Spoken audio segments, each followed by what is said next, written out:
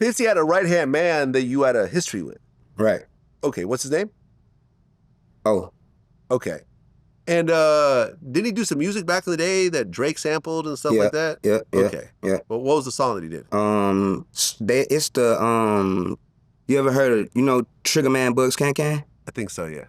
So the sample that you hear in all the New Orleans songs, all right. Oh, yeah. All right, That's all right. him. Okay. Yeah, that one. That's him, but they actually from New York, and they had a group called the Shop Boys way back in the Gap. Okay, then they moved to Shreveport? No, what happened was 2007, I got a record deal. Polo Grounds came to Shreveport and signed me. Mm-hmm. He worked for the label. When the label signed me, I brought him to Shreveport, showed him around the city, introduced him to the city, introduced him to a lot of, what was going on, like everything, showed him. They stayed for like a week. So after that, I went separate ways from with that label. When I moved to Atlanta, I bumped back into Bro, and he was out there. I'm trying to figure out what I'm gonna do music-wise. He in the middle of a homeless situation. So I'm like, damn, I had him with me when I did my last deal with the label. I got some people in Louisiana that I could go pull up on to invest in a project, and I could just take him with me and be the point person, and present him as somebody who worked for the label in the past to show them that I'm taking this budget serious and I'm bringing some of the resources that I had that made it successful in the first place, which is somebody that did marketing for me. Huh. So when we all got in a car and we left. They was living inside of a U-Haul center in a storage, him and his partner, and then they had got a little apartment. We packed that up and we went all the way to Shreveport. When we went to Shreveport, the situation that I put together, he was point personing for me. It fell to pieces because the budget went to shit. They didn't have nowhere to stay, so I had to spend $30K on a hotel while a tour bus was getting fixed that I told the label to give me a Sprinter instead of the tour bus.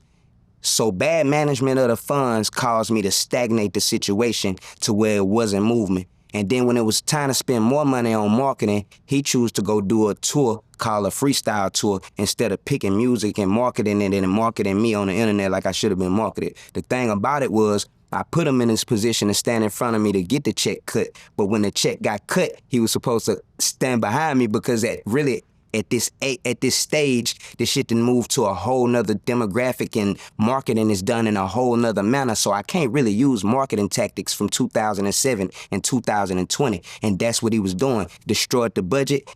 They didn't have a place to stay. The tour bus got broke down. I didn't ask for the bus. That's killing the budget. So they don't have a place to stay. So there's 30 grand on the hotel.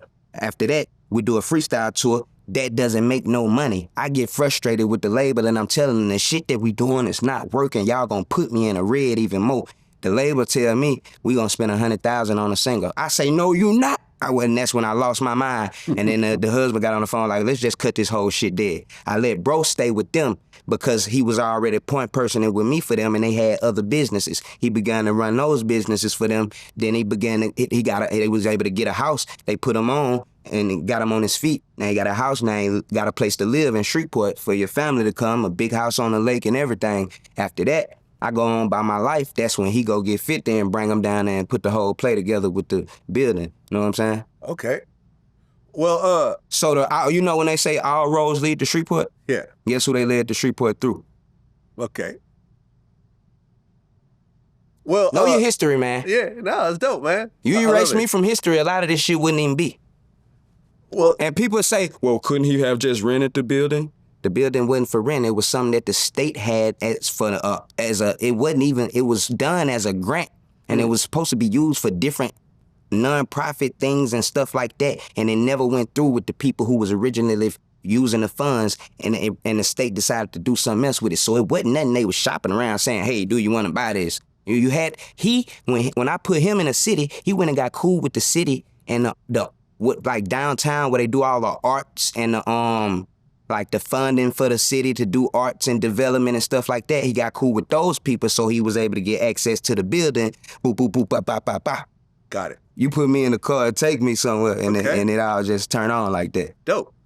Yeah. You're kind of in the mix of all this in your own way. I mean, I'm not in the mix of it, but... No, but you were involved with the guy that made it all, exactly possible and so forth. Dope. Now, the guy who created the term ratchet, he ended up doing life in prison? He got out. They gave him a life sentence. He did like I think he did like 15, and then he got some legalities to where he can get out. Okay, what did he get life for? Possession. And I think he fled the scene when they tried to arrest him, and the police officers ended up firing at the vehicle. I think he had his child with him. So I think that's and he had a prior history. Huh. And this is Louisiana, where they just gonna try to slang your ass if they can get you. Yeah, Louisiana seems to have like the most like draconian laws when it comes to America. Goddamn right. Like it's just You see crazy. the shit they doing now? Yeah.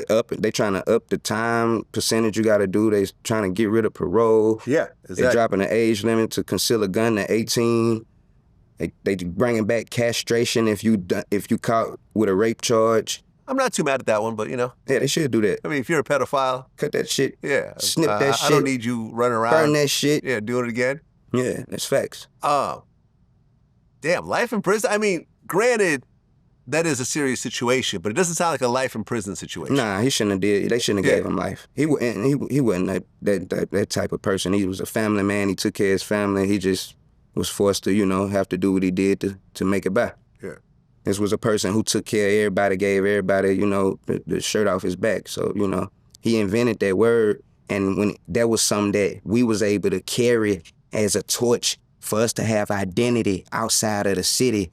We from somewhere. Where you from? Shreveport? I never heard of that. We from Ratchet City. You know what I'm saying? Like, you ever heard of that word? Yeah, we heard. Yeah, well, so it gave us identity. You know what I'm saying? Like, and I carried that torch when he went in. So this our culture, bro. Like, a lot of people was offended. Like, my whole neighborhood was offended when 50 said no more Ratchet in my city.